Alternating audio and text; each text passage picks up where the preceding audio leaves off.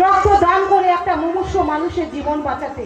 কিন্তু এই রক্ত দান নিয়ে আমরা যখন হসপিটালে যাই তখন দেখি হাজার হাজার মুমূর্ষু মানুষ তারা রক্তের জন্য হাহাকার করছে। আমরা কিন্তু জানি না সে হিন্দু না মুসলিম না বৌদ্ধ না খ্রিস্টান, সে গরু খায় না শুয়োর খায়, আমরা জানি না। আমাদের লক্ষ্য থাকে মানুষকে বাঁচানো। রক্ত দান করার সময় কিন্তু আমরা জাত দেখি না। আজকে রামের রক্ত রহিমের শরীরে বইছে, আজকে রহিমের রক্ত রামের শরীরে বইছে।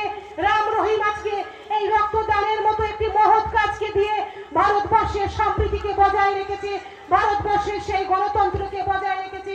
আজকে এই ভারতবর্ষ রামের ভারতবর্ষ, রহিমের ভারতবর্ষ, নজরুলের ভারতবর্ষ, রবীন্দ্রনাথের ভারতবর্ষ, সকলের রক্তের বিনিময়ে একটা সময় এই ভারতবর্ষের মাটি লাল হয়ে গেছিল।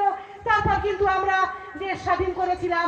কিন্তু একদল ধর্মের কারাগরি যারা ধর্মের নাম করে